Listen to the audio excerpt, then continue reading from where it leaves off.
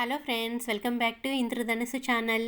ఈరోజు వచ్చేసి healthy recipe, ఎప్పుడులాగే హెల్దీగా, టేస్టీగా, ఈజీగా ఉండేలాగా ఈ రెసిపీ మీకు షేర్ చేస్తున్నాను. మరి చేసే విధానాన్ని పూర్తిగా చూసి ఫాలో అవ్వండి. చేసే విధానం ఎలా ఉందో అలాగే చేసుకోండి. అప్పుడే హెల్దీగా, టేస్టీగా మీరు ఈ రెసిపీని టేస్ట్ చేయొచ్చు. మరి డిన్నర్, లంచ్, బ్రేక్ఫాస్ట్, స్నాక్స్ ఏ టైంలో అయినా చేసుకోవచ్చు. ఈజీగా అయిపోతుంది. దీనికోసం చూసారు కదా, మిక్స్డ్ వెజిటేబుల్స్, చేదురి తప్పించి మిగతా ఎలాంటి వెజిటేబుల్స్ అయినా వేసుకోండి. అందులో పచ్చిమిరపకాయ ముక్కలు, అల్లం ముక్కలు, ఉల్లిపాయ ముక్కలు, ఇలా అల్లం ముక్కల్ని సన్నగా తరుక్కుని వేసుకోండి. ఇలా అన్నీ వేసుకుని కొద్దిగా పెరుగు వేసుకోవాలి.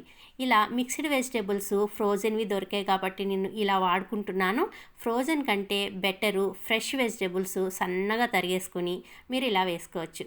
పెరుగు 2-3 స్పూన్లు కలిపాక తగినంత మనం బొంబాయి రవ్వ వేసి కలుపుకోవాలి. చాలామంది బొంబాయి రవ్వ ఎక్కువ క్వాంటిటీ వేసుకుంటారు. సో ఈ రెసిపీలో నేను బొంబాయి రవ్వ అనేది కొద్దిగానే వేసాను. ఎక్కువ వెజిటేబుల్స్ అనమాట, అప్పుడే కదా హెల్త్కి మంచిది. మరి ఇది ఎలా చేయాలో చూద్దాము.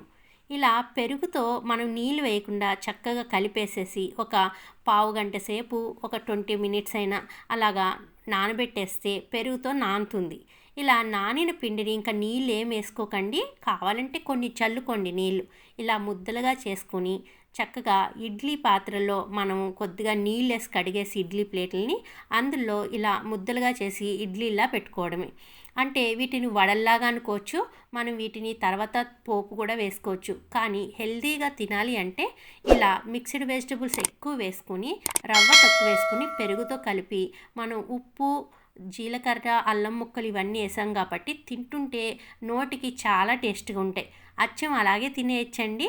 ఇలా మనం ఇడ్లీలా చేసుకొని స్టీమ్ చేసుకుని వీటిని కూరగాయల చట్నీతో కానీ, పల్లీ చట్నీతో కానీ, సాంబార్తో కానీ దేంతో తిన్నా అద్భుతంగా ఉంటుంది. మరి తప్పకుండా ట్రై చేయండి. ఇలా మనం హెల్తీగా చేసుకోవాలి అంటే మనం మిక్స్డ్ వెజిటేబుల్స్ అనేవి ఎక్కువ వేసుకోవాలి, రవ్వ తక్కువ వేసుకోవాలి. మరి ట్రై చేసి ఎలా ఉందో చెప్పండి.